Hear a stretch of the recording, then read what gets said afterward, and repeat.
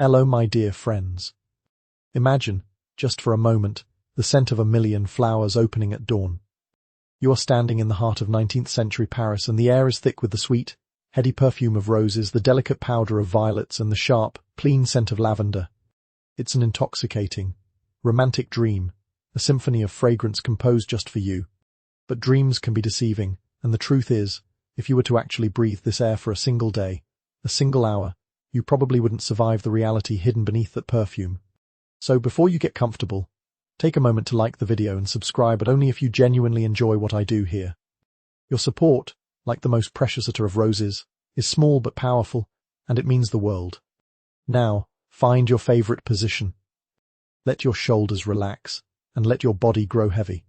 Imagine yourself there, in that city of light and shadow, of perfume and pestilence.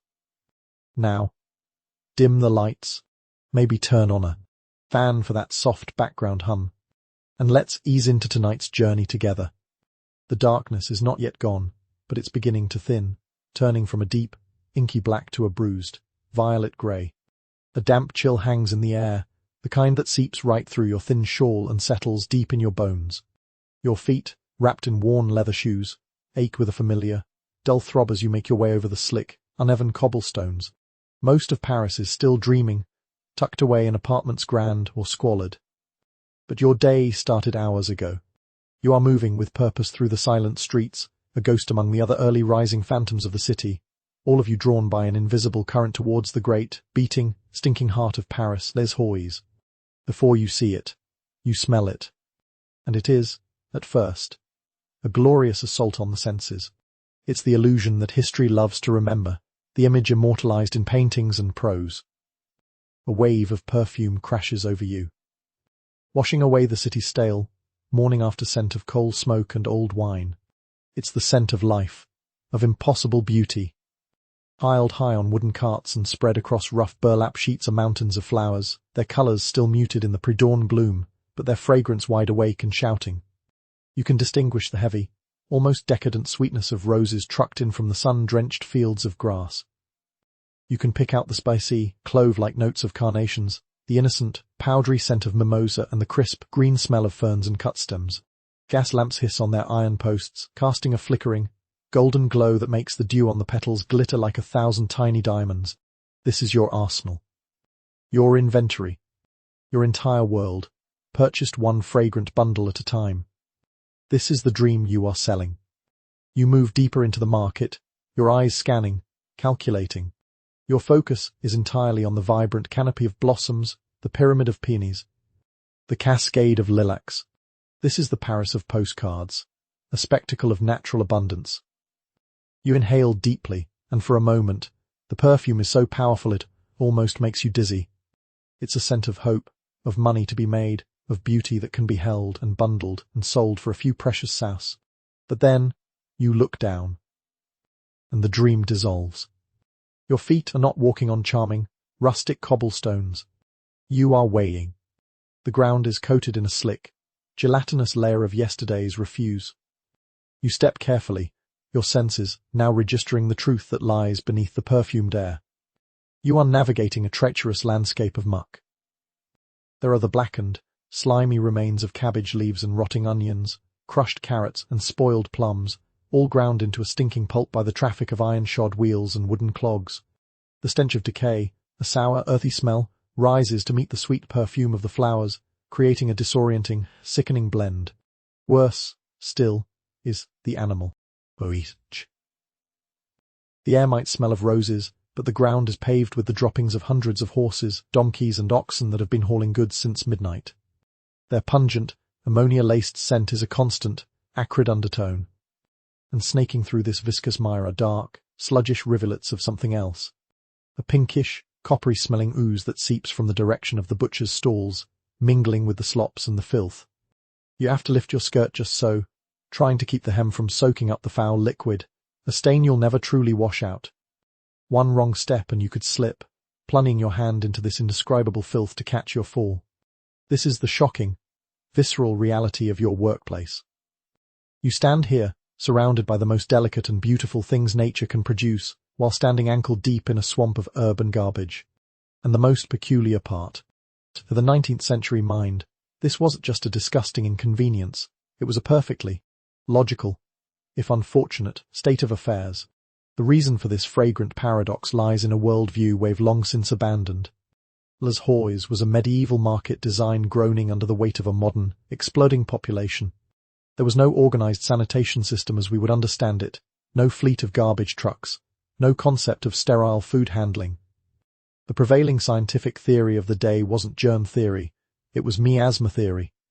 The belief was that disease cholera, typhus, the consumption that haunted every family was spread not by microscopic organisms, but by bad air, by foul smells, by the very stenches rising from the muck you're standing in. So in a strange and twisted way, the flowers were more than just beautiful. They were seen as a form of medicine, a weapon. Their powerful, glorious perfume was a fragrant shield, a personal cloud of good air that could theoretically ward off the deadly miasmas of the street. You weren't just a flower seller. You were a purveyor of health, of olfactory protection. The intense beauty of your product was in a constant, desperate battle with the intense ugliness of its surroundings. You learned to live in this contradiction. You train yourself to breathe shallowly, to filter the air, to focus only on the cloud of floral scent that surrounds the stalls. Your eyes stay high, fixed on the blossoms, while your feet develop their own intelligence, memorizing the slick spots and the deepest puddles.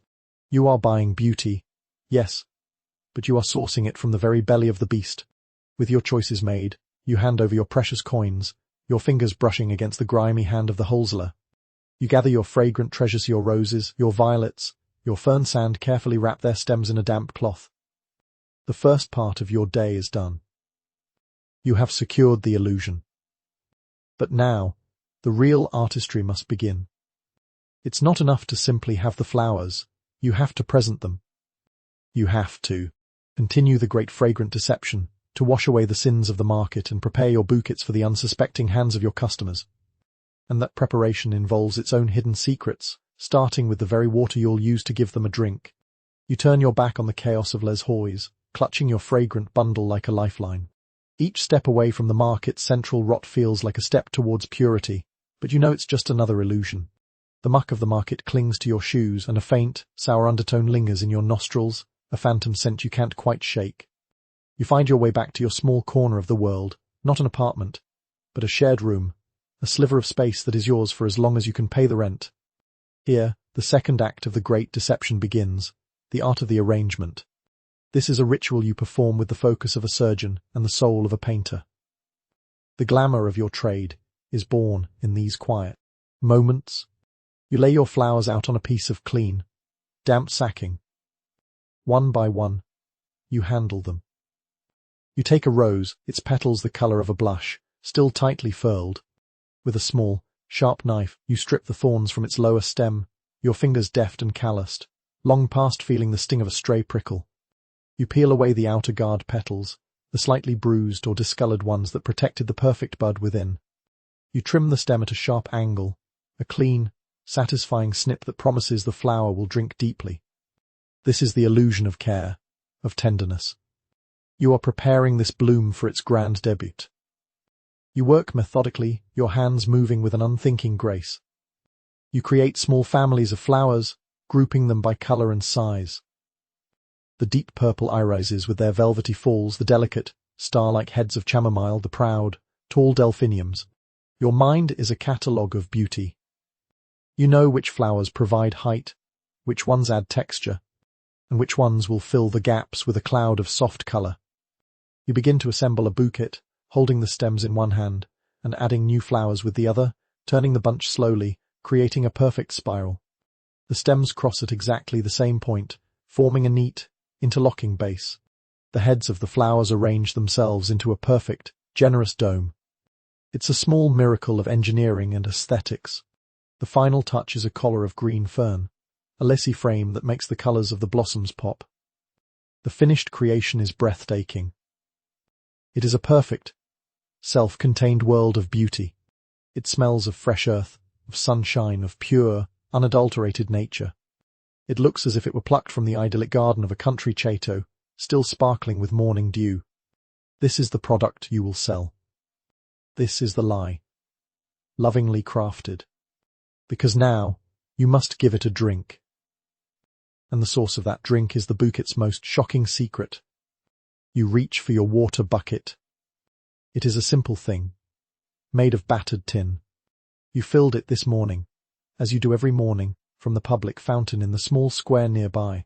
The fountain itself is a point of civic pride, a stone cherub or a goddess spitting a steady stream of water into a mossy basin. To a casual observer, it is a symbol of life, of Paris generosity. But you know the truth of this water.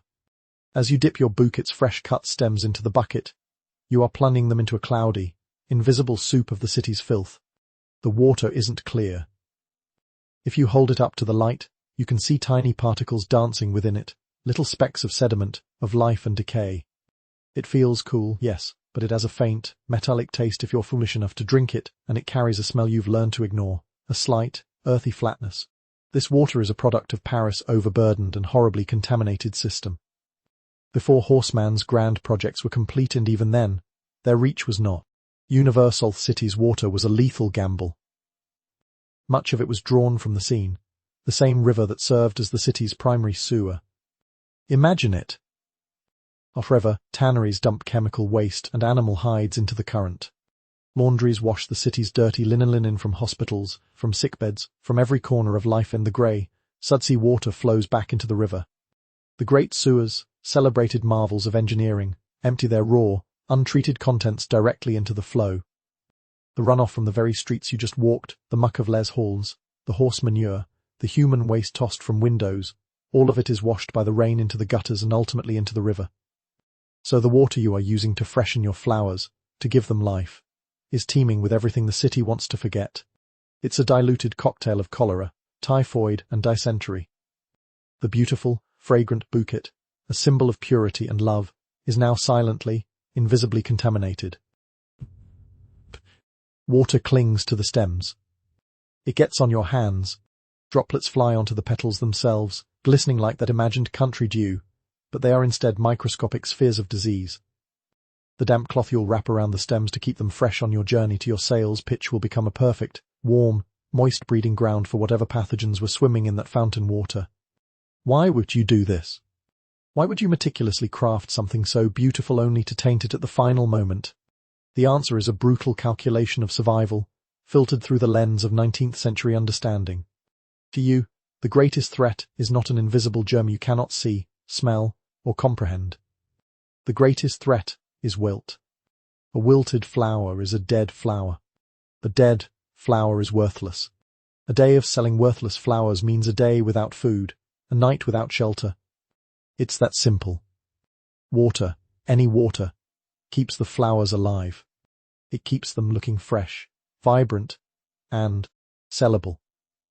The risk of wilt is immediate and absolute. The risk of disease is abstract, a game of chance played by everyone in the city every single day.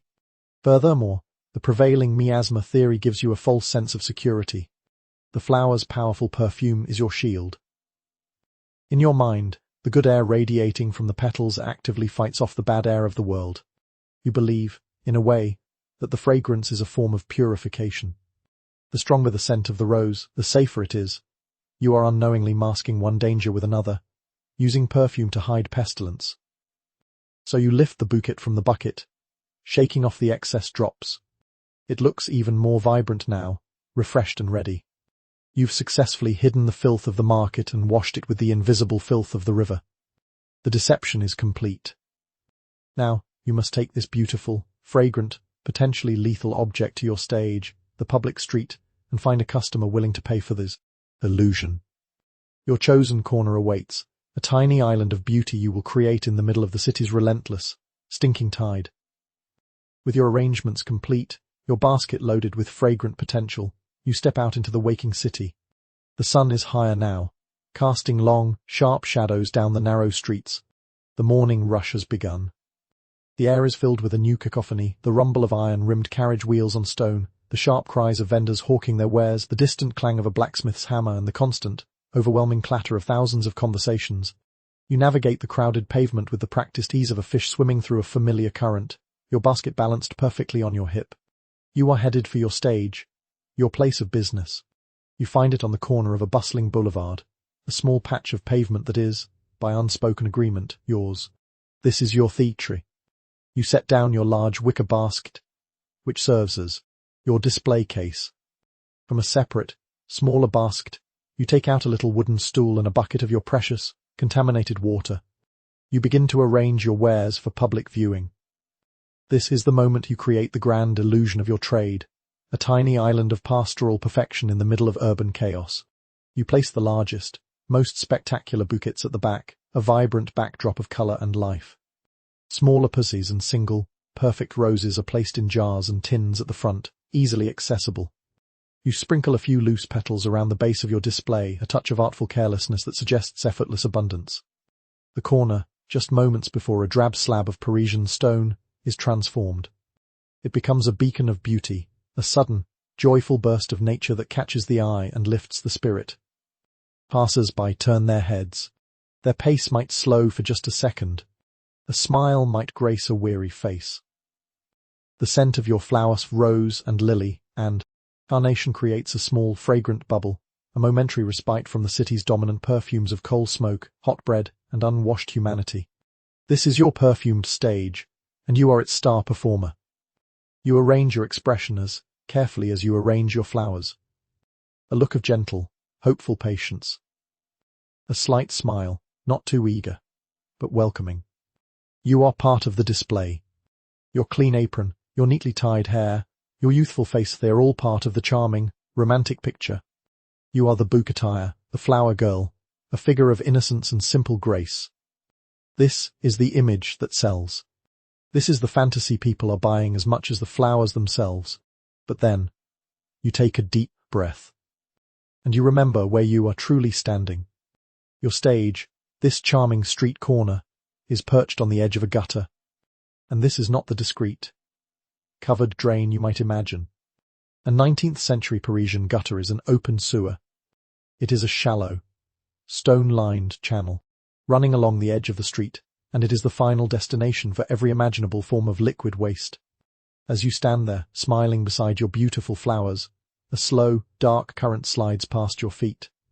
In it, you can see the greasy, rainbow-sheened water from a nearby kitchen, full of food scraps. You see the sudsy grey runoff from a laundry. And you see, floating serenely by, things you actively try not to identify. The stench is a constant companion. On a hot day, it's a thick, gagging miasma that rises in waves. It's the sour smell of stale wine and urine, the rotten egg funk of sulphurous compounds, the unmistakable odor of human and animal excrement slowly decomposing in the sun. This is the air you are breathing. All day long. The fragrant bubble created by your flowers is a fragile defense, constantly being breached by the foul reality of the gutter. You have to train your face not to wrinkle in disgust when a particularly foul gust hits you, just as a wealthy lady, in her carriage passes by. And it's not just the smell. It's the life. The gutter is its own ecosystem. Rats, sleek and bold, dart along its edges, their beady eyes glinting. They are an accepted part of the urban landscape, as common as pigeons. You learn to ignore the rustling sounds from beneath the grating of a drain, to not flinch when one skitters by, just inches from your skirt. This is the shocking reality beneath the picturesque scene. Your island of beauty is, in fact, a peninsula, jutting out into a river of filth. The water you occasionally flick onto your petals to keep them looking dewy is drawn from a bucket contaminated by the river, and the air that dries them is rising from an open sewer. Why was this accepted? How could a city that prided itself on its elegance, its boulevards, its opera houses, tolerate such a system? The logic is a mixture of practicality and a deeply ingrained class structure. Before the massive public works projects of the later 19th century, there was simply no other way to get rid of the city's liquid waste. The gutter was the system. It was an ancient solution to a modern problem of immense scale.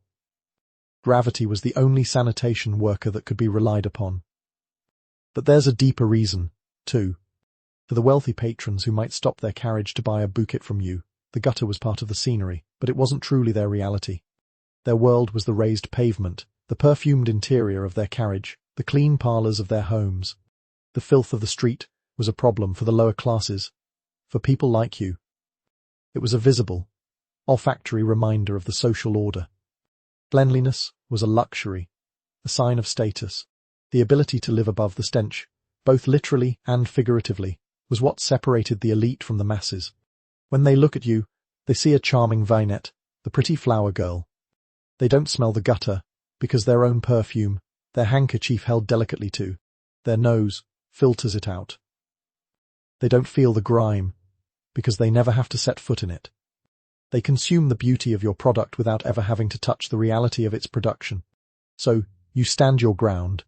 You are a master of duality. You can hold a conversation with a lady about the delicate scent of a violet while simultaneously calculating the trajectory of a splash from a passing cart horse. You can smile sweetly at a gentleman while subtly shifting your stool to avoid a new, suspicious-looking puddle forming nearby. You are selling a dream of fragrant, rustic purity from a stage set on the banks of a sewer. Your very existence is a testament to the human ability to create beauty in the most disgusting of circumstances, to offer a rose to the world while standing with your toes pointed towards the drain. And as the day wears on, you know you will have to use more than just your smile to navigate this world. You will have to learn the secret language hidden within your own beautiful flowers.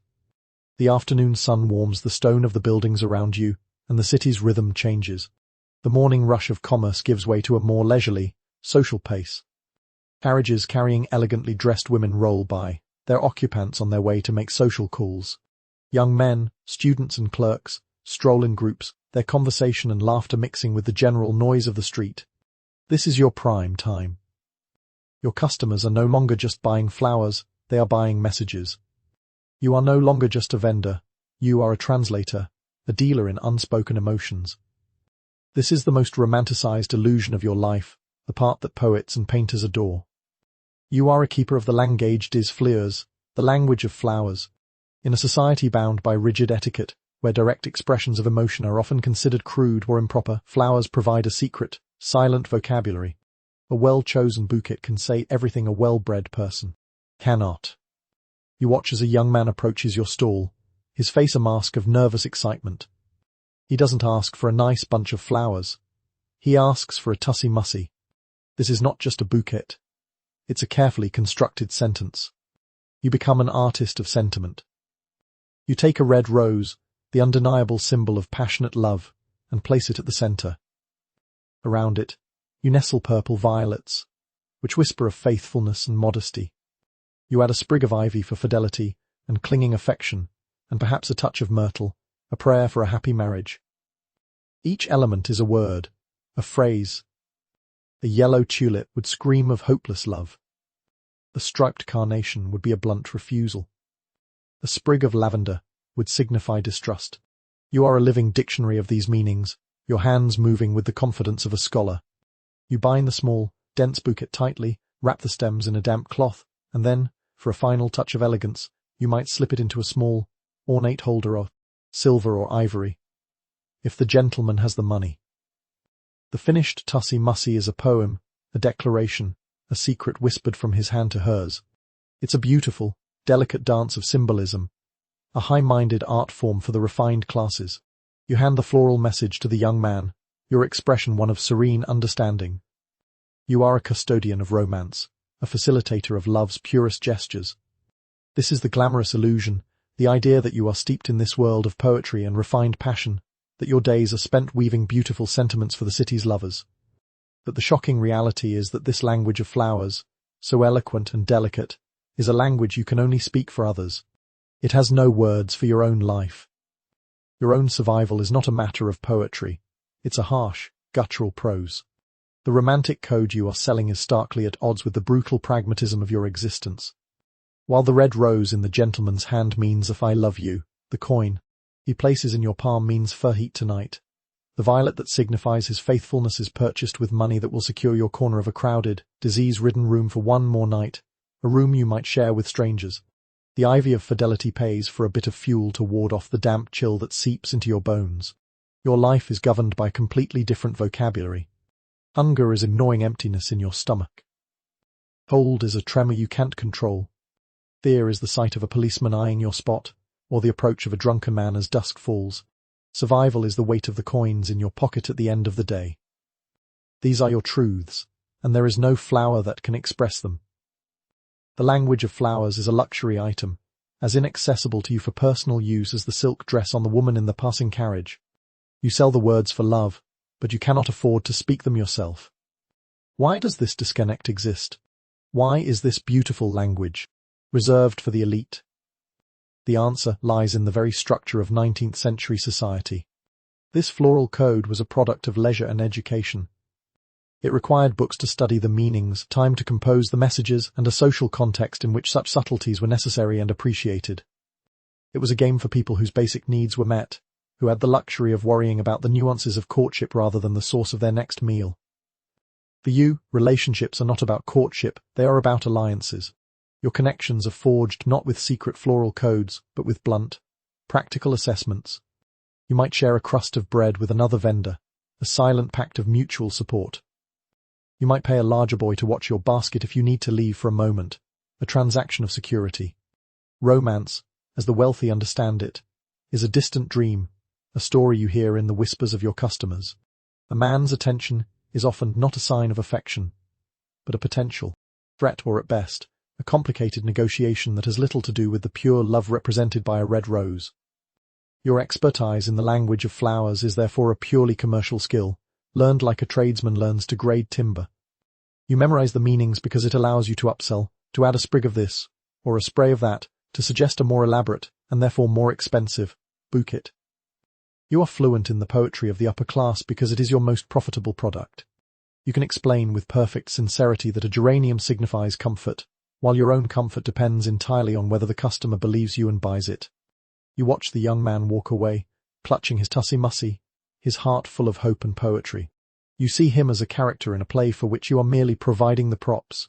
Your hands, which just created this delicate symbol of affection, are calloused and stained, the nails rimmed with the dirt of the market and this grime of the city. The beautiful secret you've just sold is a secret you are not meant to keep for yourself. And as another wealthy customer approaches, their own cloud of perfume heralding their arrival, you ready yourself for the next transaction, preparing to sell a fragrant shield to people who have no idea what real filth smells like. The carriage, glossy and black as a beetle's shell, pulls to a halt beside your corner. The clatter of the horse's hooves on the cobblestone ceases, and a liveried footman swings down to open the door. Your heart gives a familiar little leap. This is a different class of customer altogether. This is not a nervous young lover with a few francs, but the true elite, the source of real money. The air around the open carriage door shimmers with an almost visible wave of perfume.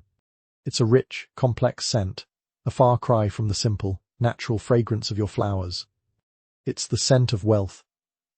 A lady leans forward from the plush velvet interior. Her face is a perfect, pale oval, framed by an elaborate bonnet. A gloved hand, made of the softest kid leather, gestures towards your basket. She doesn't speak to you directly, of course. She speaks to the footman, who then relays her desire for something to brighten the drawing room. This is the pinnacle of the glamorous illusion. You, the simple rustic flower girl, are interacting with the highest echelons of Parisian society. You are providing a touch of natural beauty to adorn the opulent homes of the Faubourg Saint-Germain. You curate a selection for the footman's inspection, choosing your most perfect, most expensive blooms, long-stemmed lilies, their white petals like sculpted wax, roses the colour of pale cream, and exotic hothouse ferns that cost a small fortune. The lady points a gloved finger, and the transaction is completed through the intermediary of her servant. The perfume wafting from her carriage is a complex blend of jasmine, musk, and ambergris, an intoxicating and powerful statement of status. It speaks of a life so refined, so far removed from the dirt and struggle of the street, that it requires its own artificial atmosphere. It is the scent of impeccable, unassailable cleanliness and grace. You catch a closer glimpse of the lady as she gives a final nod of approval. The skin is like porcelain, smooth and white. Her clothes are immaculate. She is the very picture of purity, a living doll in a box of silk and velvet. She and her personal cloud of perfume represent a world without a speck of dirt, without a single unpleasant odor. But this fragrant, pristine image is one of the 19th century's most profound deceptions, and the shocking reality is hidden right there, beneath the lady's perfumed glove and her powdered skin. The truth is, this aristocratic woman, for all her wealth and refinement, likely smells. Beneath the powerful, expensive perfume is the unmistakable, animal scent of an unwashed body. The shocking secret of the European elite, the centuries, was their profound aversion to bathing. Water, to the wealthy, was often viewed with suspicion. It was believed to open the pores and let in disease, the very same miasmas that you use your flowers to combat. Full-body immersion in water was a rare event, sometimes undertaken only a few times a year.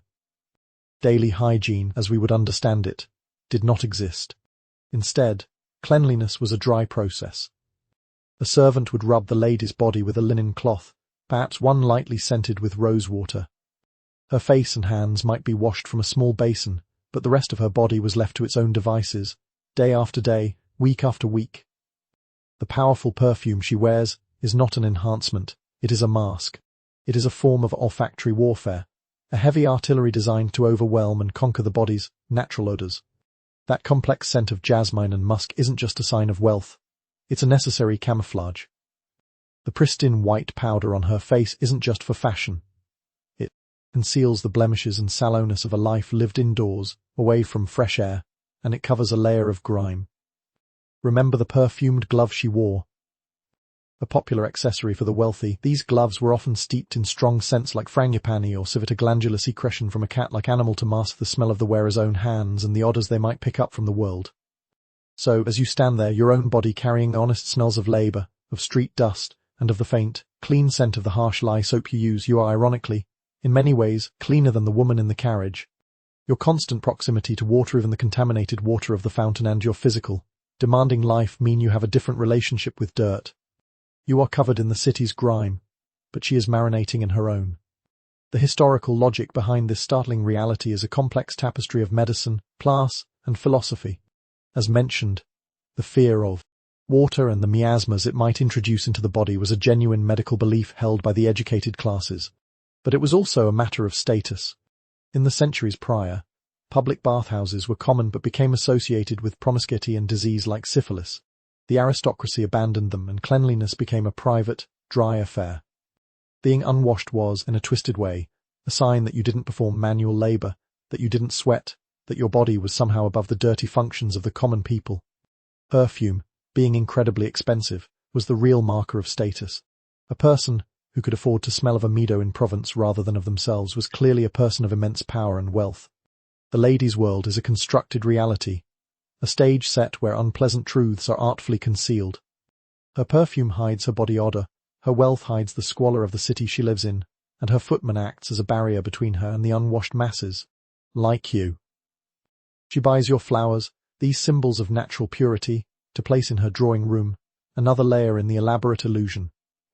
The flowers, with their genuine, clean scent, will help mask the stale air of a closed-up, unventilated room, full of heavy fabrics that trap dust and odors. The footman pays you, the coins feeling heavy and real in your hand.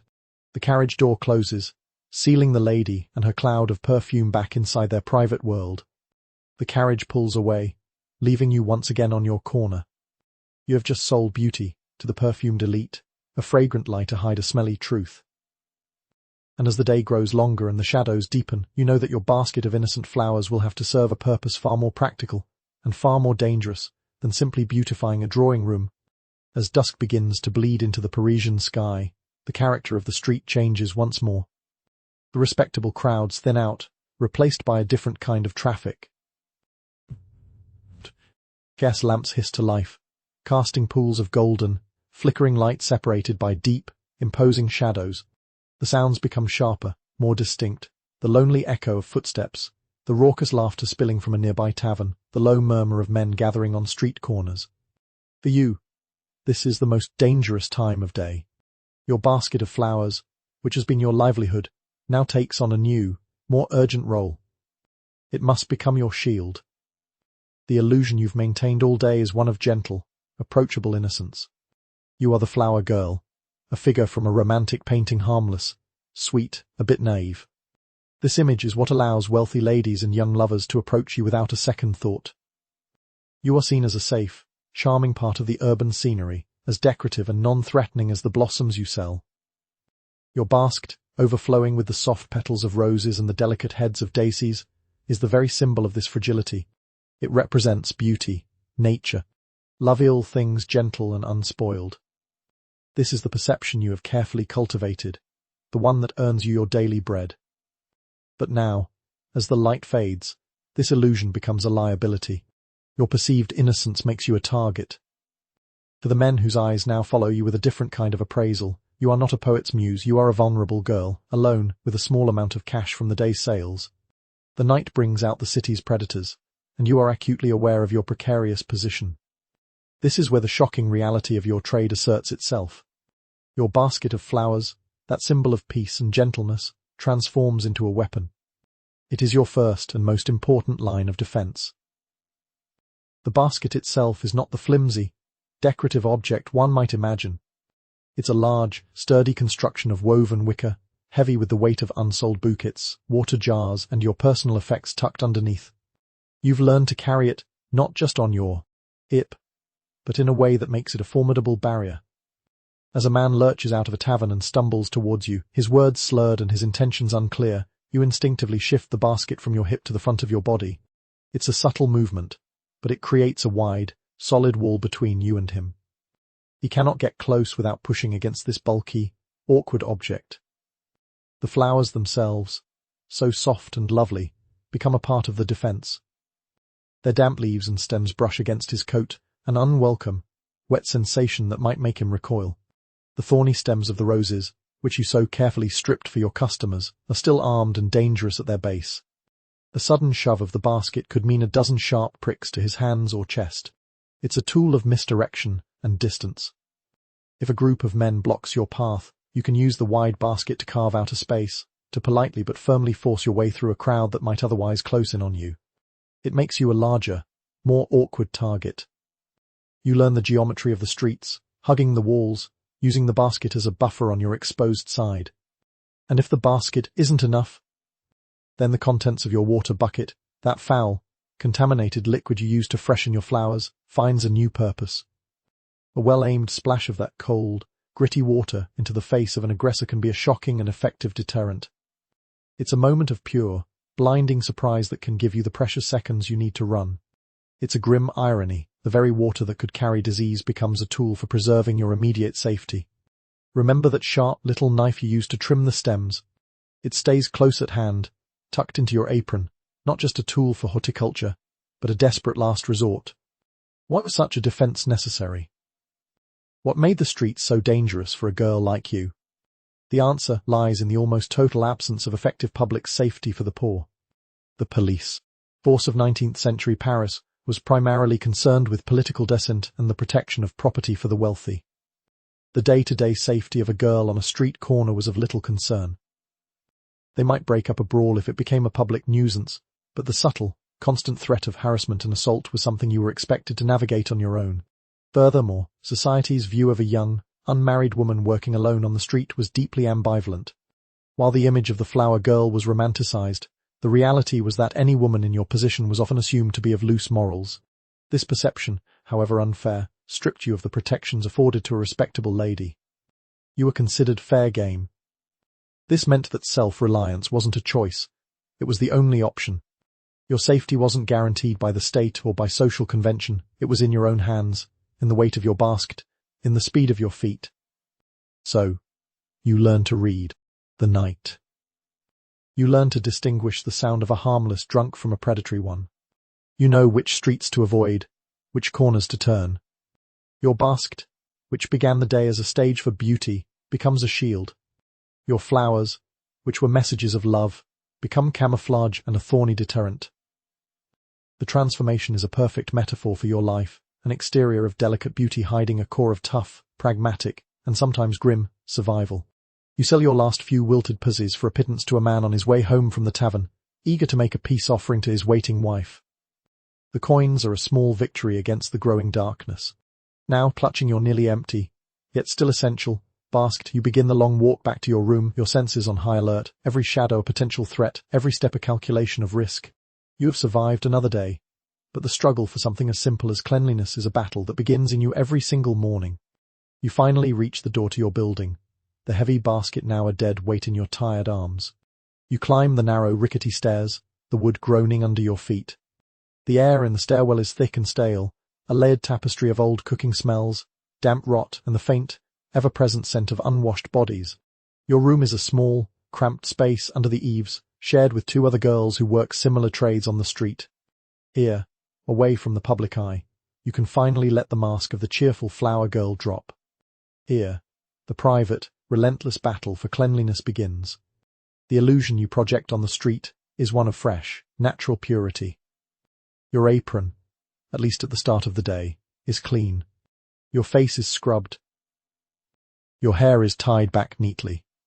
You smell, people assume, of the flowers you sell. You are a walking advertisement for the simple, wholesome beauty of the countryside, a stark contrast to the grime of the city. This image is crucial. Customers are buying a fantasy, and a dirty flower girl with greasy hair would shatter that fantasy in an instant. You must appear as pristine as your most perfect lily. But maintaining this illusion is a daily, Herculean struggle. The shocking reality is that true cleanliness, as we understand it, is a luxury you simply cannot afford.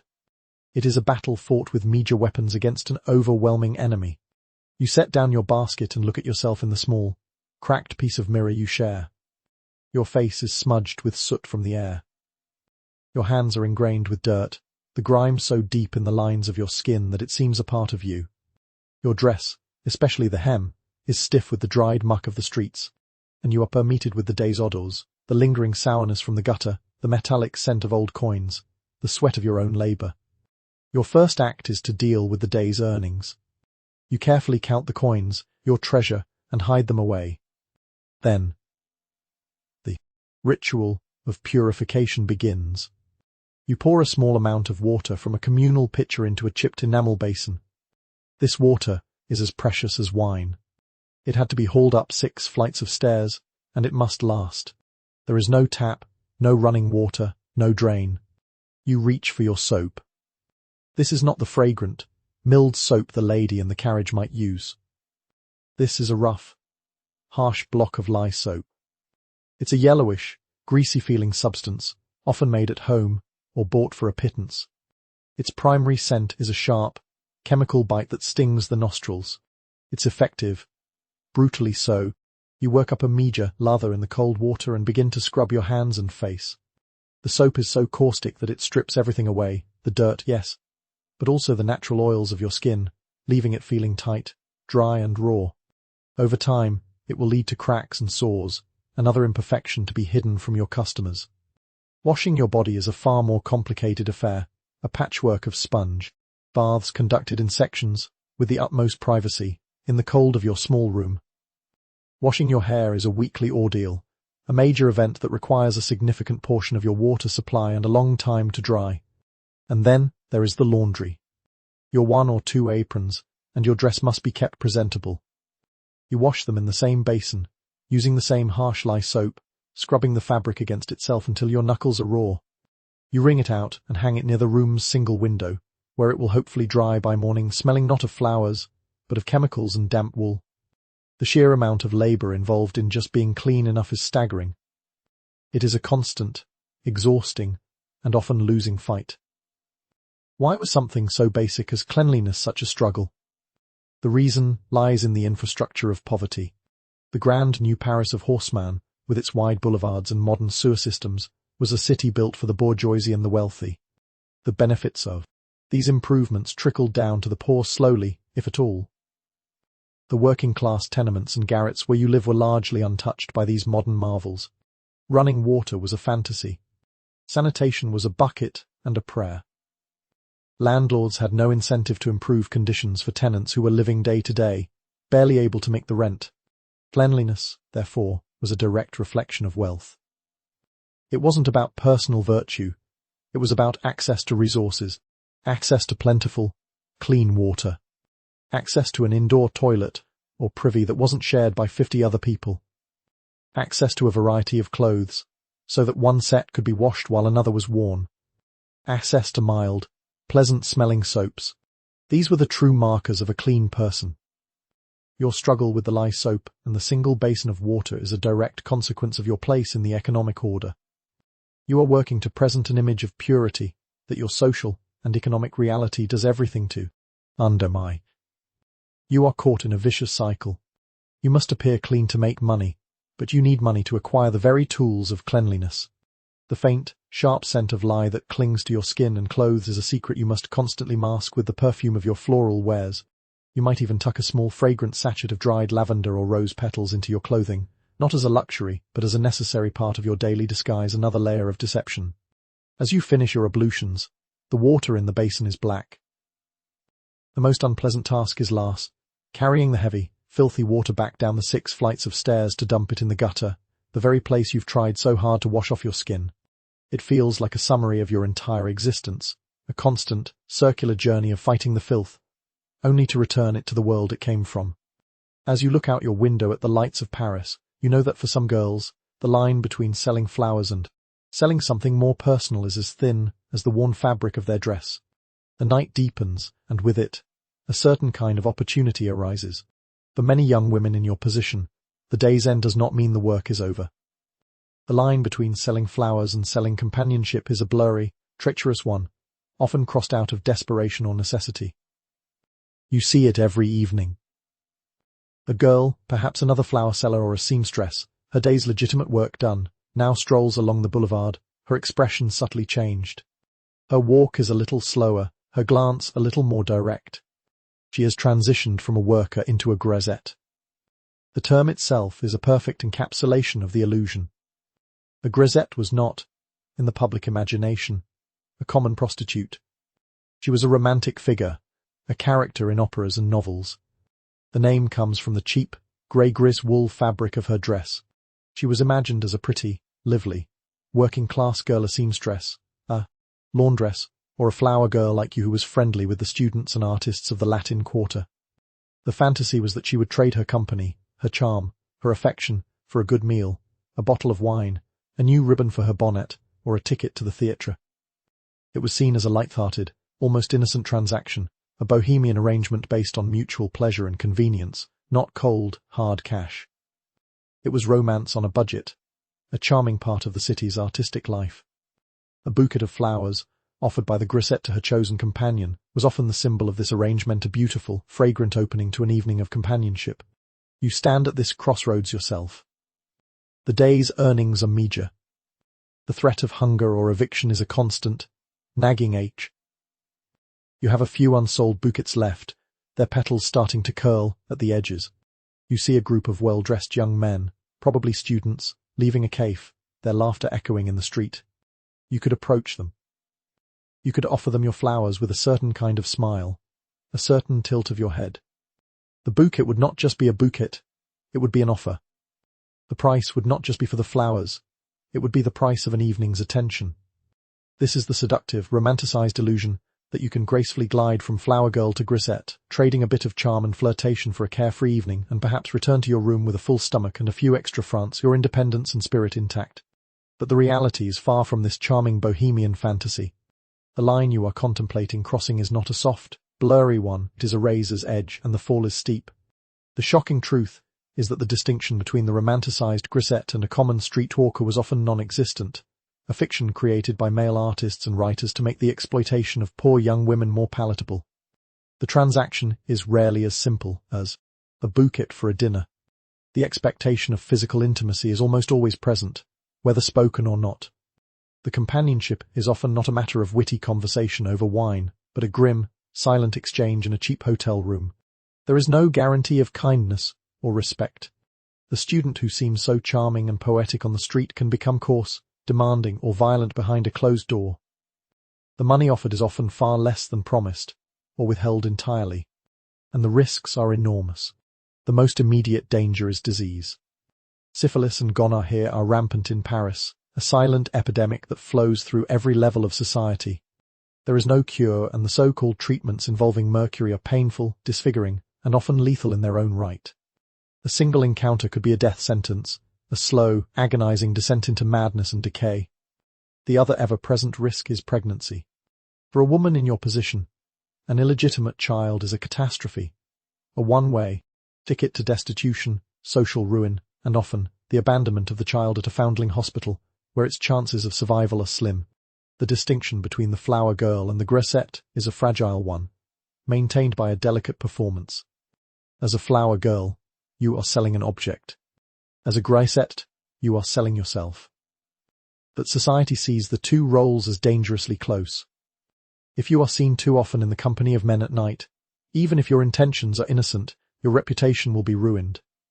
Customers during the day might begin to look at you differently. The innocent flower girl illusion will be shattered, and with it, your primary source of legitimate income. You will be recategorized in the public mind, and once that happens, it is nearly impossible to go back. Why was this fiction of the romantic grisette so powerful and pervasive? It served the needs of two groups. For the middle and upper class men who were her patrons, it assuaged their guilt. They weren't just buying sex, they were participating in a charming, bohemian liaison. They could see themselves as patrons of a free-spirited muse, not as men exploiting a desperate woman. It preserved their self-image as refined, romantic individuals. The society at large, the myth of the grisette kept the uncomfortable reality of female poverty and survival sex at arm's length. It turned a grim social problem into a quaint cultural trope. It was easier to write poems about the pretty girl with the grey dress than to confront the economic system that forced her to sell her body to survive. The grisette was a fantasy that allowed Paris to maintain its self-image as a city of art and romance, rather than a city of brutal economic realities. You look at your wilting flowers. You look at the students disappearing down the street. Tonight, you decide not to cross that line. The risk is too great. The price of that companionship, you know, is far more than a bouquet of flowers. It could be your health, your future, your life. You turn towards home, your unsold flowers now just a sad reminder of the day's poor earnings. But as you walk, you might notice something else. A flash of colour on a man's lapel. A specific type of flower, worn not for romance, but for a different and equally dangerous purpose. The political climate of 19th century France is a churning, volatile sea. Regimes rise and fall, kingdoms, empires, republics, each one leaving behind a wake of tension and discontent. The grand boulevards and opulent opera houses are a thin veneer over a society seething with resentments, plots, and revolutionary fervour. In this charged atmosphere, words are dangerous. A seditious pamphlet can land you in prison. An unguarded political opinion spoken in a tavern can attract the attention of police spies. Open protest is met with brutal force. And so, people turn to a quieter, more subtle form of communication. They turn to you. The illusion is that your flowers are symbols of love, beauty, and innocence. You sell sentiments for anniversaries, apologies for lovers' quarrels, decorations for christenings. Your trade is seen as fundamentally apolitical, a gentle grace note in the symphony of urban life. When a man stops at your corner and buys a simple red carnation to tuck into his buttonhole, it seems like a charming, dandish gesture.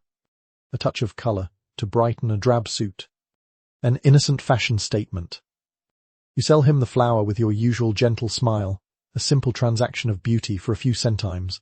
You are just a flower girl, after all, far removed from the grubby, dangerous world of politics. But this illusion of innocence is a lie. In the coded world of Parisian street politics, that red carnation is not a fashion accessory. It is a flag. It is a silent, fragrant scream of rebellion. The shocking reality is that your flowers have been conscripted into the service of revolution. Different political factions adopt specific flowers as their secret symbols. The red carnation, for instance, becomes powerfully associated with the Bolangist movement in the late 1880s, a populist nationalist surge that threatened to topple the Third Republic. General Bolanger's supporters wore them as a sign of allegiance. To wear a red carnation was to declare yourself a supporter of the general, a secret handshake performed in plain sight. It was a way for revolutionaries to recognize each other on the street, to gauge their numbers, to create a sense of silent, omnipresent solidarity. And it wasn't just the carnation. The violet held a deep, nostalgic power for the Bonapartists, who dreamed of a return to the Napoleonic Empire. Violets were the favourite flower of the Empress Eugenie and a symbol of the Bonaparte dynasty. To wear a violet was to declare your loyalty to a fallen empire and your hope for its resurrection. Conversely, the lily, with its royalist connotations, the fleur de lis, might be worn by a legitimist who rejected both republics and empires, dreaming of a return to the Bourbon monarchy. Your flower basket, therefore, is not a neutral space. It is an arsenal of political symbols. When you lay out your wares in the morning, you are unwittingly stocking a munitions depot for a silent, symbolic war. You become an unwilling participant in the day's political drama. A police spy, his eyes scanning the crowd, isn't just looking for suspicious gatherings, he's looking at the lepels, is counting the carnations, is noting the violets, and your little street corner stall is the source. This places you in an incredibly dangerous position. Selling a red carnation to a known Bolangist sympathizer could get you arrested for sedition. Refusing to sell one could mark you as an enemy of the cause, inviting threats and intimidation from his revolutionary comrades. You have to walk a tightrope of feigned ignorance. You must be nothing more than the simple flower girl who sees only the color and the bloom, not the political fire it represents. Why did flowers become such powerful political tools? The reasons are rooted in secrecy and plausible deniability. An ideology can be suppressed, but beauty cannot. A man can be arrested for shouting Vive Boulanger, but he cannot be arrested for wearing a flower. It provides a perfect cover. If confronted by a policeman, he can simply claim, with a shrug, I just thought it was pretty. The flower allows political speech to hide in plain sight, turning the entire city into a canvas for silent dissent. This use of flowers also plays into the French love of symbolism and romantic gesture. A revolution scented with carnations has a certain poetic, theatrical flair. It elevates a grubby political struggle into something more epic, more romantic. It allows a clerk or a labourer to feel like a character in a grand historical drama simply by the choice of his buttonhole. So your daily life is fraught with a tension you can never acknowledge. Learn to read your customers with a new, sharp-eyed focus. You see the furtive glance a man gives before he asks for a red one. You notice the group of students buying up all your violets, their voices low and intense. You feel the atmosphere on the street shift, the air crackling with an unspoken question, and you know it might be because a certain political figure is expected to pass by. You are a barometer for the city's political weather. You sell your fragrant symbols of rebellion, your perfumed proclamations of loyalty with a placid, neutral smile. Your ignorance is your only shield. While your flowers are being used to plot the overthrow of the state, you must remain focused on the much more personal and far more immediate struggle, earning enough coins to survive. The grand narrative of French history is being written, in part, with the ink of your floral wares, but your own story is one of simple survival. And as the seasons turn and the political winds shift, a new and more formidable enemy approaches, one that no flower can charm or defeat, the bitter chill of winter. The vibrant, chaotic energy of Paris begins to slow, subdued by a creeping cold. The autumn leaves, once a riot of gold and crimson, now lie in damp, brown piles, their decay adding another layer to the complex smell of the streets. A thin, grey light filters through a perpetually overcast sky. Winter is coming. For the wealthy, this means a shift in the social season. Soirs move indoors, fireplaces are lit, and the city's theatres and opera houses are filled with the warm, perfumed breath of the elite. It is a time of cosy, interior luxury. For you, winter is not a season, it is a siege. The glamorous illusion you sell is one of perpetual, blooming life. Your basket is supposed to be a portable springtime, a promise of eternal sun and fragrance, no matter the weather. Even in the coldest months, you are expected to offer a splash of colour, a touch of living beauty, to a city draped in grey. A customer might stop by, shivering in their furs, and ask for something to chase away the gloom, expecting you to produce a miracle from your wicker basket. This is the fantasy, that you are a kind of nature spirit, immune to the seasons, your floral magic eternally potent. But the reality of winter is a brutal, daily assault on this illusion. It is a time of scarcity, of suffering, and of wilted hopes. Your entire business is predicated on a product that is now agonizingly rare and fragile. The flower fields around Paris are dormant, asleep under a blanket of frost. The vibrant blooms of summer are a distant, sun-drenched memory. Your day starts even earlier now, in a darkness that is deeper and a cold that is more biting. The trip to Les Halles is a treacherous journey over icy cobblestones, and the market itself is a shadow of its summer self. The mountains of roses and peonies are gone, replaced by meagre offerings. You might find some tough, resilient chrysanthemums, some winter jasmine or branches of holly with their bright, waxy berries. Anything more delicate, a few precious roses or violets has been grown in a hothouse, a glass and iron palace of artificial summer, and its price is exorbitant. You spend twice as much for half as many flowers, and they are of poorer quality, their scent a pale ghost of their summer vibrancy. The cold is your constant enemy. It attacks both you and your product. You are wrapped in every layer. You own a thin shawl over a threadbare coat, but the damp chill finds its way in, settling in your joints, making your fingers stiff and clumsy. You see your own breath plume in the air, a constant reminder of the warmth your body is losing. Frostbite is a real and present danger, a threat that could cost you a finger, and with it, your ability to arrange the delicate bouquets that are your livelihood. You spend what little you earn on scraps of fuel, charcoal, or wood for the small brazier that you might be allowed to keep in. Your room, its fumes a constant, dull headache. The cold attacks your flowers with even more viciousness. The delicate petals bruise and blacken at the slightest touch of frost. The water in your bucket, which you need to keep them alive, threatens to freeze solid. You develop a host of desperate strategies to protect your fragile inventory. You wrap the bouquets in extra layers of sacking. You might tuck a small, stone bottle filled with hot water into the bottom of your basket, a temporary, lukewarm shield against the biting air. But it is a losing battle. A sudden gust of wind can shatter a flower's petals. A few hours on a freezing street corner is a death sentence for your wares. So your beautiful illusion of eternal spring is replaced by a desperate, heartbreaking reality. You are selling wilted hopes. The flowers you offer look sad and tired, their colors muted, their petals limp. Their fading beauty is a mirror of your own state. The hunger is sharper in winter. A day of no sales is not just a disappointment. It is a catastrophe. The cold burns calories you cannot afford to lose. The city, which felt vibrant and full of opportunity in the summer, now feels hostile and menacing. The fantasy of a life in the French countryside, which you might have entertained on a warm day, now becomes an agonizing daydream of a warm hearth and a full belly. Why was winter so particularly brutal for the Parisian poor? The answer lies in the complete lack of a social safety net. There was no unemployment insurance, no public assistance for those who couldn't work.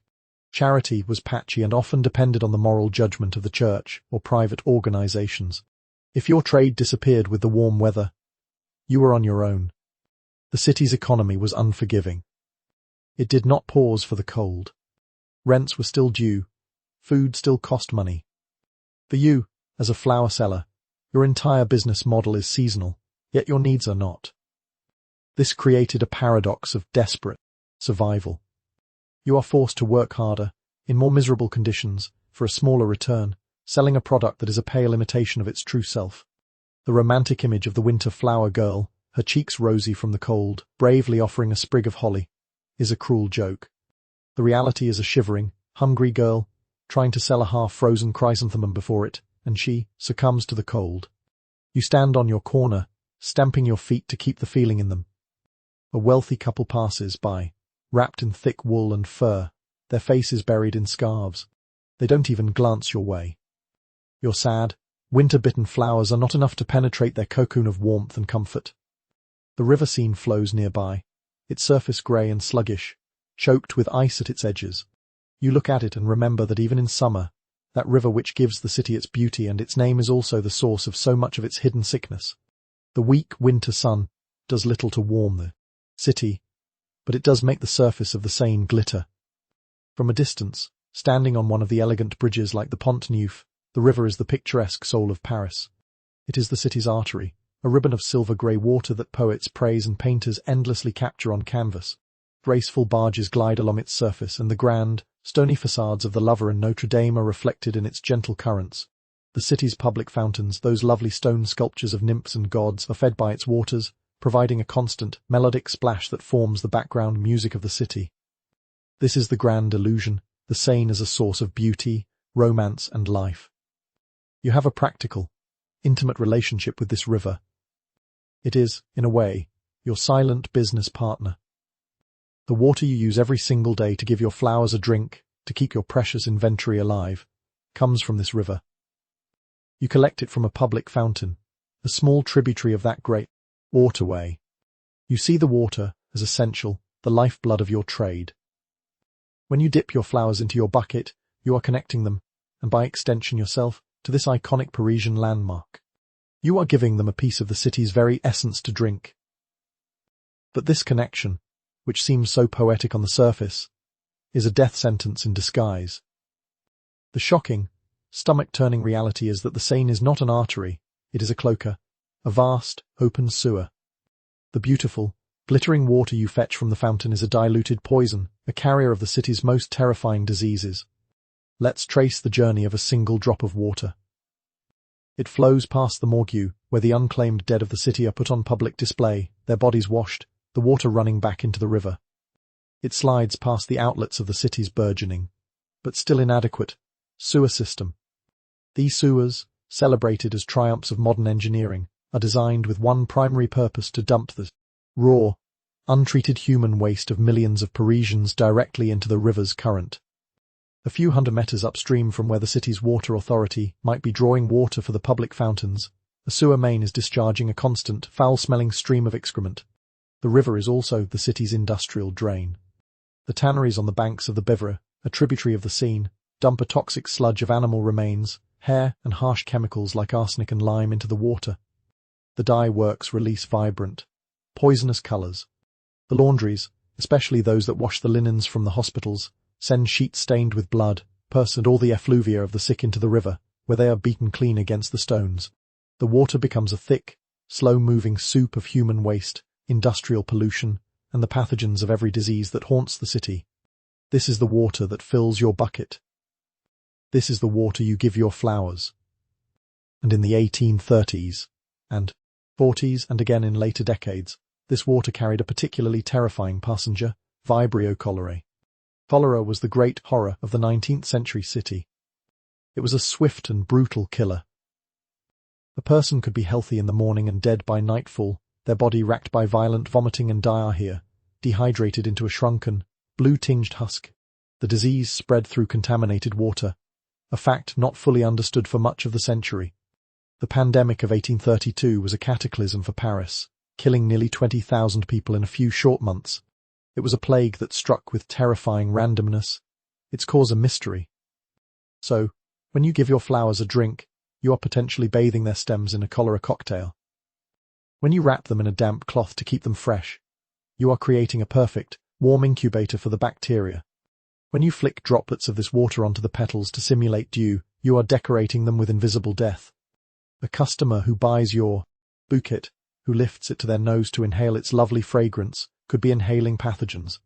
If they handle the damp stems and then touch their mouth, they could be sealing their own fate. Why was this horrifying situation allowed to persist? The explanation is a combination of ignorance and a fatalistic worldview.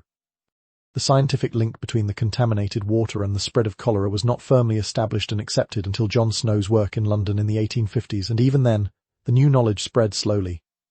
The prevailing miasma theory, which you share with the city's doctors, blamed the disease on bad air rising from the river and the gutters. So, ironically, the focus was on masking the smell of the river, not on purifying its water. People burned tar and sulfur, hoping to fight the disease with good smells, all while continuing to drink the water that was actually killing them. There was also a sense of grim acceptance. Life in the poorer quarters of Paris was cheap. Death was a constant companion, whether from consumption, typhoid, or simple starvation. Cholera was just a more dramatic, more terrifying actor on a familiar stage. The sheer scale of the problem was overwhelming. The idea of purifying an entire river, of rebuilding the water infrastructure for a city of millions, was beyond the scope of imagination for much of the century. It was easier, in a way, to just accept the sign as it was, both beautiful and deadly, a perfect metaphor for the city itself. You look away from the river, its glittering surface now seeming menacing. You are a part of this deadly cycle, an unknowing vector of the very diseases you fear. You are a link in a chain that connects the filth of the sewer to the drawing rooms of the wealthy. And yet, you are not entirely alone in your struggle. As you navigate the cold, hard streets, you know there are others just like you, other girls with baskets of flowers, and your relationship with them is as complex and contradictory as everything else in your life. In the harsh ecosystem of the Parisian streets, you are not the only purveyor of fragrant dreams. On other corners, in other squares, are other girls, other women, with baskets just like yours. From a distance, they are your rivals, your competition. Every bouquet one of them sells is a bouquet you did not. The city is a vast, unforgiving marketplace, and you are all fighting for the same limited pool of customers, for the same precious coins. This is the illusion that a purely capitalist, survival of the fittest worldview would suggest, that you are islands of solitary struggle, locked in a constant, silent war for territory and trade. The public, and perhaps even the police, see you this way. They see a collection of interchangeable bouquetiers, a feature of the urban landscape. They might imagine petty jealousies, whispered insults, and fierce territorial disputes. The idea of a pitch, your specific corner, being sacred ground, suggests a world of rigid boundaries and harsh penalties for trespassers. A novelist might write a dramatic scene where you chase off a rival with a stream of colourful curses, a gritty display of street-level competition. This image of cutthroat rivalry is simple, dramatic, and compelling. But the reality of your relationships with the other flower sellers is far more nuanced and, in its own way, far more beautiful. The shocking truth, hidden beneath the surface of competition, is the existence of a fragile, unspoken sisterhood. This bond is not forged in sentiment or friendship in the conventional sense, it is forged in the ugly, shared reality of your daily existence. You know the other girls' faces. You know the one with the persistent cough who sells violets near the church. You know the older woman with the sad eyes who has the best connections for hothouse lilies. You know the quick-tempered redhead who defends her pitch near the opera with a fierce glare. You are not friends. Not in the way a lady in a salon would understand the term. You rarely speak of personal matters, of your families or your dreams. But you share a language of nods, of glances, of silent understandings that is deeper and more vital than any polite conversation. This sisterhood manifests in small, crucial acts of solidarity. If a brutish cart driver tries to bully you off your pitch, the other vendors within sight might raise their voices, creating a commotion, a public shaming that the driver cannot ignore. Their intervention is not about you personally, it's about defending the unspoken rule that vendors must be respected. An attack on one is a threat to all. Remember that fear of leaving your basket unattended? You might have a silent agreement with the chestnut seller across the way. A quick nod from you, a subtle gesture from him, and he will keep an eye on your wares while you run a necessary errand. No money changes hands. It is a debt that will be repaid in kind. You share information. A whisper passes down the line, the police are clearing the Pont Saint-Michel. This warning, passed from one vendor to the next, can save you from having your entire inventory confiscated. You share knowledge about your suppliers at Les Hawleys. The rose wholesaler is trying to pass off yesterday's blooms as fresh. This piece of gossip saves you from a bad purchase. This collective intelligence is a powerful tool, a shield against the scams and brutalities of the city. There are even moments of profound, quiet empathy.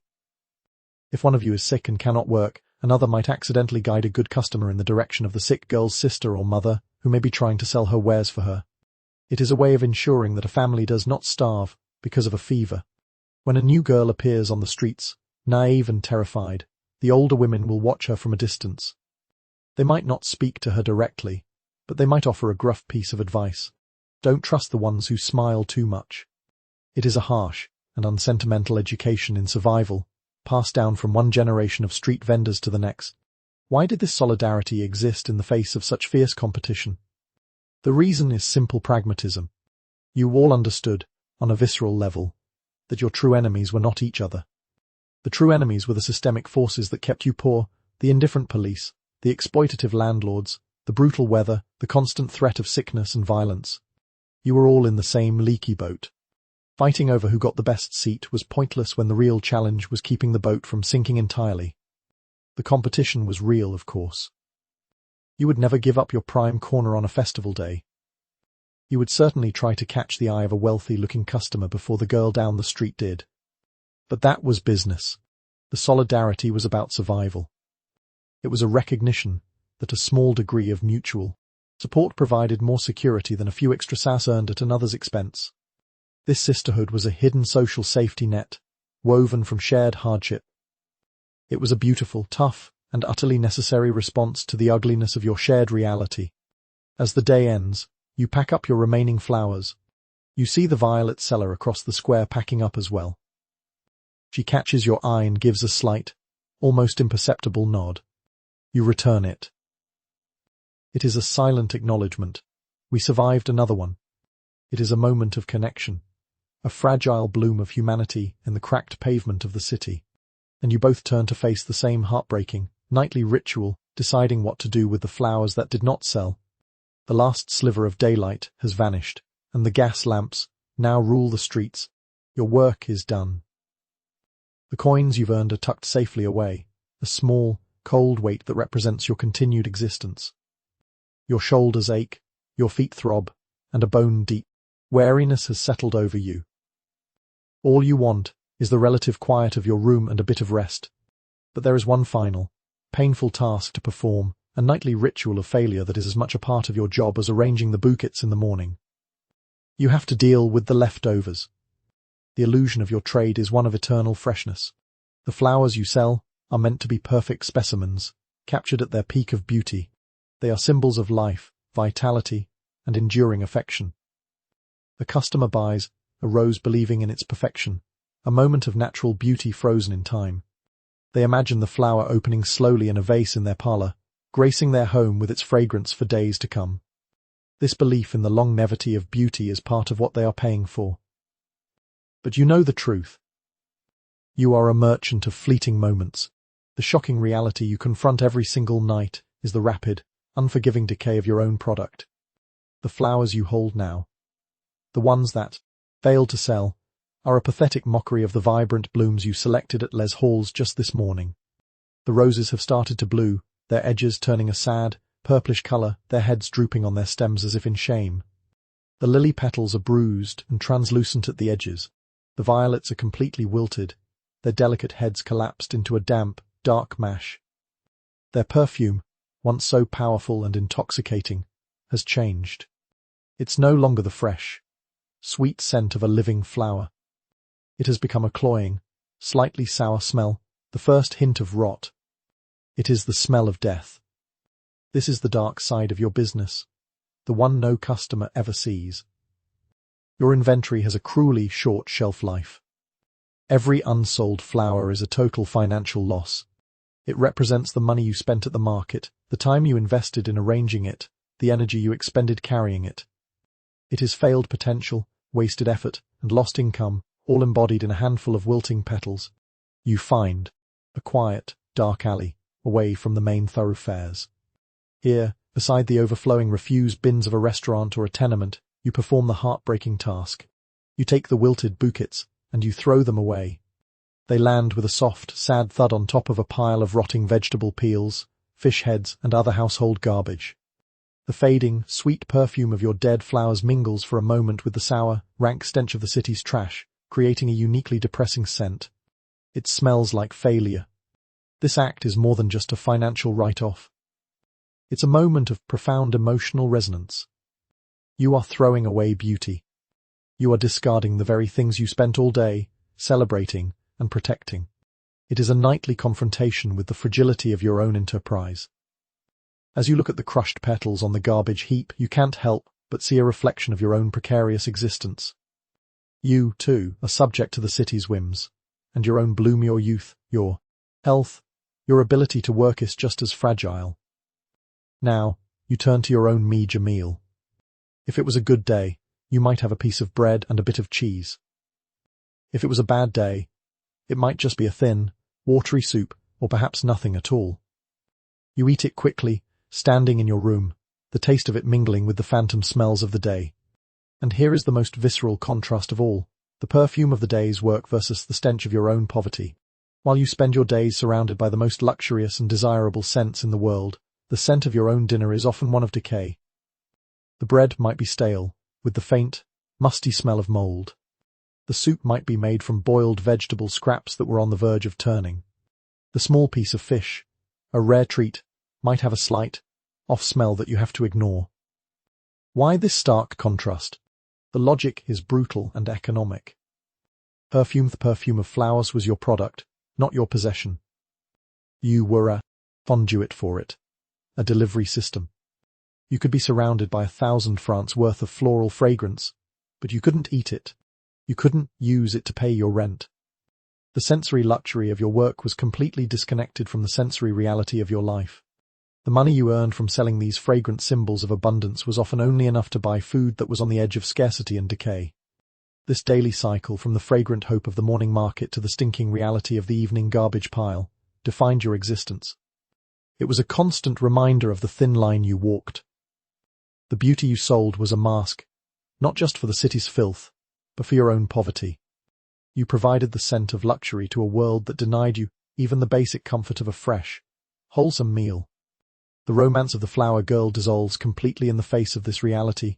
The girl who smells of roses all day might go to bed with her stomach aching, the smell of her own hunger, mingling with the ghosts of yesterday's blooms. As you lie down to sleep, your dreams are often not of flowers, but of an escape, a fantasy of a life that is truly as clean and sweet as the bouquets you sell. You lie on your thin mattress, the lumpy straw rustling with every small movement.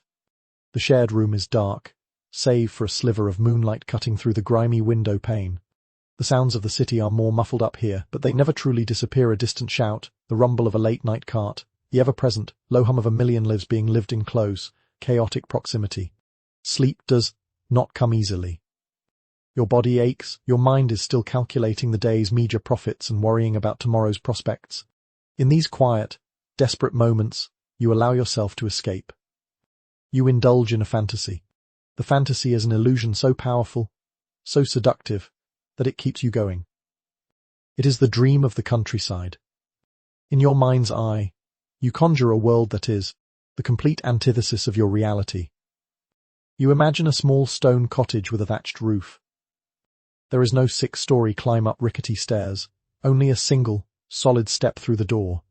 The air does not smell of coal smoke, gutters and humanity. It smells of damp earth after rain, of cut grass, of blooming honeysuckle climbing the cottage wall. You imagine a vast, clean, quiet expanse under a wide-open sky. The only sounds are the buzzing of bees, the lowing of a distant cow, and the rustle of leaves in a gentle breeze. In this fantasy, you are not a vendor, you are a gardener. You have your own small patch of land behind the cottage. You kneel on the soft, dark soil, and it is a clean, wholesome dirt, not the filth-ridden muck of Les Hoys. You plant the seeds yourself, and you watch them grow. The flowers are yours. They are not commodities to be bought and sold under pressure. They are simply there, for their own beautiful sake. You can pick a perfect rose, not to sell it, but to put it in a jar on your own windowsill. The water you give them comes not from a polluted river, but from a deep, cool, stone-lined well, the water clear and sweet. This dream is the ultimate illusion of purity and peace. It is a vision of a life where things are simple, clean and honest, where your labor directly translates into sustenance. See potato pulled from your own garden, an egg from your own chicken, where your surroundings are beautiful and life-giving, not a constant, grinding assault on the senses. This fantasy is the clean, quiet life, the pastoral ideal that has been a powerful dream for city dwellers for centuries. It is your private heaven, a mental sanctuary you can retreat to when the reality of your life becomes too much to bear. Then, a noise from the street below, a drunken argument, the crash of a bottle shatters the peace of your imaginary cottage. The fantasy dissolves, and you are plunged back into the shocking reality of your existence. The silence you dreamed of is a fiction. Your reality is an endless cacophony. Even now, in the dead of night, the city produces noise. The walls of your tenement are paper-thin. You can hear the man in the next room snoring, the baby in the room below crying, the couple across the hall arguing in low, angry whispers. The quiet you crave is the ultimate luxury, one you have never known. The clean air of your country dream is a cruel joke. You take a breath, and the air in your room is stale and close, thick with the smell of too many people sleeping in too small a space. It's the scent of poverty itself. You know that if you were to open the window, you wouldn't be greeted by the smell of honeysuckle, but by the stench rising from the courtyard, where the communal privy is located. The foul, pervasive smell of human waste is the true perfume of your neighborhood, a constant reminder of the unsanitary conditions you cannot escape. Your dream of a simple life of wholesome labor is mocked by this complex, brutal reality of your work. Your labor is not a gentle communion with nature. It is a grueling, competitive, and dangerous hustle. It involves navigating the filth of the market, breathing the foul air of the gutter, protecting yourself from harassment, and constantly fighting against the decay of your own product. There is nothing simple or pure about it. It is a daily war fought on a dozen fronts. Why is this fantasy of the countryside so potent and so necessary? It serves as a psychological coping mechanism. The human mind needs hope, It needs a concept of better to strive for, or at least to dream about. The pastoral ideal provides a perfect, prepackaged vision of everything your life is not: clean, quiet, safe, and self-sufficient. It is a fantasy fueled by the romantic literature and art of the period, which often depicted country life in exactly these idealized terms, conveniently glossing over the backbreaking labor, rural poverty, and social isolation that were often the reality. This dream is also a form of internal resistance. By keeping this vision of a different life alive in your mind, you refuse to let your grim reality define you completely. It is a declaration that you believe you are worthy of better, that you can conceive of a world beyond the tenements and gutters. It is a small spark of dignity that you keep lit in the darkest hours. But it is a fantasy you know, in your heart of hearts, you will likely never achieve. The escape routes from your life are few and far between. Saving enough money to buy a cottage is an impossible dream when every sou you earn is immediately consumed by the demands of basic survival. Marrying a farmer and moving to the country is a romantic notion, but the practicalities are daunting. You are a city girl. Your skills are for urban survival. You are trapped, not just by your poverty, but by the very fabric of the world you know. So the dream remains just that, a dream. It is a beautiful, necessary lie you tell yourself to get through the night. It is the final, most personal illusion in a life built on them. As you finally drift into an uneasy sleep, the idealized scent of imaginary hayfields battles with the real, ever-present stench of the city. You don't know it, but even this last, private part of your life, your struggle, your filth, your dreams will one day be cleaned up, repackaged, and sold as a beautiful, fragrant lie in the pages of history. Centuries pass in the blink of an eye. The noisy, stinking, vibrant Paris you knew has faded into sepia photographs and the pages of dusty books. Your world, with its visceral, day-to-day realities, has been paved over, sanitized, and rebuilt a dozen times. Your life, and the lives of the thousands of girls like you, are now history. And history, like a fastidious housekeeper, has a way of cleaning things up, of hiding the dirt in the corners and presenting a polished, pleasing surface to the world. The ultimate illusion, the final, and most lasting deception, is the way your story has been remembered. You, the 19th century Parisian flower seller, have become an archetype, a quaint and charming figure in the romantic tableau of old Paris.